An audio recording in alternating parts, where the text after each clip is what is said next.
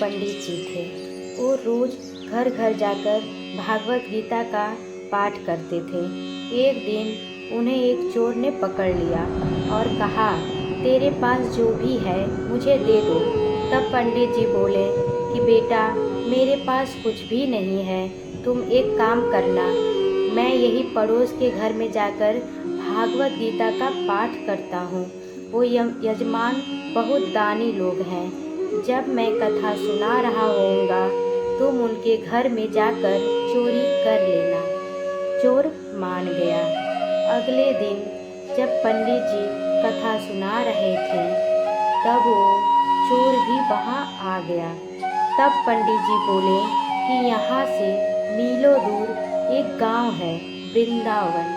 वहाँ पर एक लड़का आता है जिसका नाम कान्हा है। वो हीरो जवाहरातों से लदा रहता है। अगर कोई लूटना चाहता है तो उसको लूटो।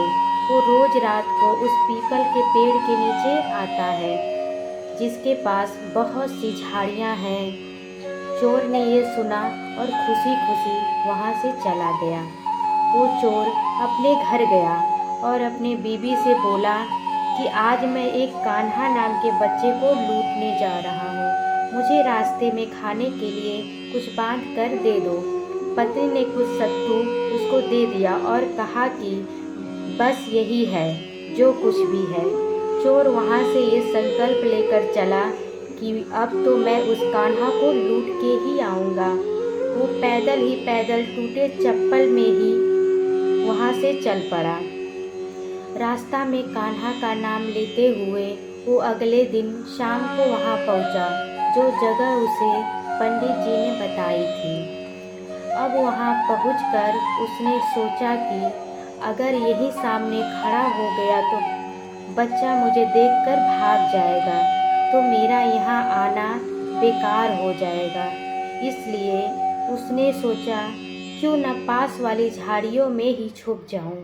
वो जैसे ही झाड़ियों में घुसा, झाड़ियों के कांटे उसे चुभने लगे। उस समय उसके मुंह से एक ही आवाज़ आई, कान्हा कान्हा। उसका शरीर लहूलुहान हो गया पर मुंह से सिर्फ यही निकला, कान्हा आ जाओ, कान्हा आ जाओ। अपने भक्त की ऐसी दशा देख के कान्हा जी चल पड़े। तभी रुक्मणी जी बोली कि प्रभु कहाँ जा रहे हो, वो आपको लूट लेगा। प्रभु बोले कि कोई बात नहीं, अपने ऐसे भक्तों के लिए तो मैं लूट जाना तो क्या मिट जाना भी पसंद करूँगा। ठाकुर जी बच्चे का रूप बना के आधी रात को वहाँ आए। वो जैसे ही पेड़ के पास पहुँचे, चोर एकदम से बाहर आ गया और उन्हें पकड़ कर बोला, ओ हाँ, तूने मुझे बहुत दुखी किया है। अब एक चाकू देख रहा है ना, अब चुपचाप अपने सारे गहने मुझे दे दे। कान्हा जी ने हंसते हुए उसे सब कुछ दे दिया। चोर हंसी खुशी अगले दिन अपने गांव में वापस पहुंचा। सबसे पहले उसी जगह गया जहां पर पंडित जी कथा सुना रहे थे। जितने भी गहने वो चोरी करके लाया था उसका आधा उसने पंडित जी के चरणों में रख दिया। जब पंडित जी ने पूछा कि ये क्या है, तब उसने कहा, आपने ही मुझे उस कान्हा का पता दिया था, मैं उसको लूट के आया हूँ।